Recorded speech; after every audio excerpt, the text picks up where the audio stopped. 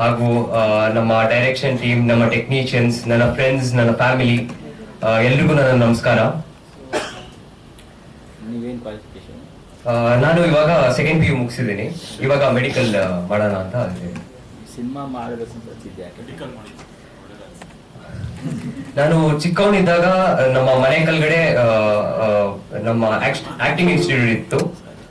So ಅಲ್ಲಿ ನಾನು ಯಾವಾಗ್ಲೂ ಅವರು ಆಕ್ಟಿಂಗ್ ಮಾಡ್ಬೇಕಾದ್ರೆ ನಾನು ನೋಡ್ತಾ ಇದ್ದೆ. ಸೊ ನನ್ಗೂ ಒಂದು ಆಸೆ ಇತ್ತು, ನಾನು ಆಕ್ಟಿಂಗ್ ಕಲಿಬೇಕು, ನಾನು ಸ್ವಲ್ಪ ಮುಂದೆ ಬರ್ಬೇಕು ಅಂತ. ಕೆಲವು ಎಷ್ಟೊಂದು ಶಾರ್ಟ್ ಫಿಲ್ಮ್ಸ್ ಗಳು ಮಾಡಿದೀನಿ, ಆಮೇಲೆ ಸ್ಟೇಜ್ ನಾಟಕಗಳು ಮಾಡಿದೀನಿ.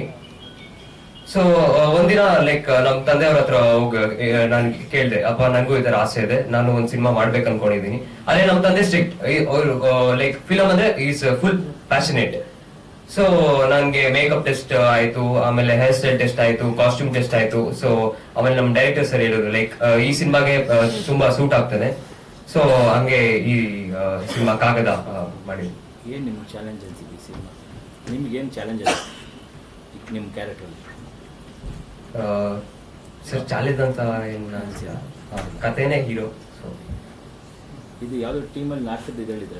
ಹಾ ಸರ್, ಟೀಮ್ ಅದ್ವೈತ ಅಂತ ನಮ್ಮ ಮನೆ ಕೆಳಗಡೆ ನಮ್ಮ ಆಕ್ಟಿಂಗ್ ಇನ್ಸ್ಟಿಟ್ಯೂಟ್ ನಮ್ ನಡೆಸ್ತಾ ಇದ್ವಿ. ಸೊ ಆ ಟೈಮಲ್ಲಿ ನಾನು ಅಲ್ಲೋಗಿ ನೋಡಿದಾಗ ಅದು ಆಸೆ ಹುಟ್ಟಕ್ ಸ್ಟಾರ್ಟ್ ಆಯ್ತು. ನಿಮ್ಗೆ ಶೂಟಿಂಗ್ ಅಲ್ಲಿ ಇನ್ಪುಟ್ಸ್ ಯಾರು ಕೊಡ್ತಿದೆ ಸರ್? ಇಡೀ ಟೀಮ್ ಎಲ್ಲರೂ ತುಂಬಾ ಚೆನ್ನಾಗಿ ಸಪೋರ್ಟ್ ಮಾಡಿದ್ದಾರೆ, ಎಲ್ಲರೂ ಇನ್ಪುಟ್ಸ್ ಕೊಟ್ಟಿದ್ದಾರೆ. ವಿ ನಾಗೇಂದ್ರ ಪ್ರಸಾದ್ ಸರ್ ಅವರು ಹಾಡ್ ಬರ್ದಿರೋದು ತುಂಬಾ ಚೆನ್ನಾಗಿ ಬರ್ದಿದ್ದಾರೆ. ಆಮೇಲೆ ನಮ್ಮ ಪ್ರದೀಪ್ ಸರ್ ಅವರು ಮೇಜರ್ ನಿಮ್ ಫಾದರ್ ಬಗ್ಗೆ. ಓಕೆ ಸರ್, ನಮ್ ತಂದೆ ನಾನ್ ಸಿನಿಮಾ ಮಾಡ್ಬೇಕು ಅಂತ ಮಾತ್ರ ಅವರು ಸಿನಿಮಾ ತೆಗ್ದಿಲ್ಲ, ಇಲ್ಲಾಂದ್ರೆ ನಾನು ಆಕ್ಟಿಂಗ್ ಕಲ್ತಿದ್ದೀನಿ ಅಂತ ತೆಗ್ದಿಲ್ಲ, ಇಲ್ಲಾಂದ್ರೆ ಅವರು ಸಿನಿಮಾ ಮಾಡ್ಬೇಕು ಅಂತ ನಾನು ಆಕ್ಟಿಂಗ್ ಮಾಡಿಲ್ಲ.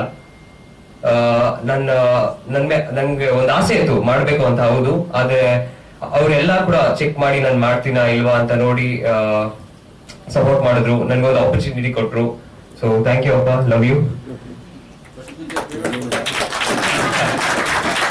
ಇಲ್ಲ ಸರ್, ನಮ್ದೇ ಸಿನಿಮಾ, ನಮ್ದೇ ಬ್ಯಾನರ್.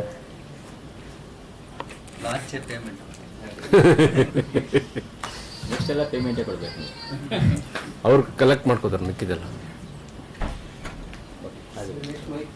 Thank you.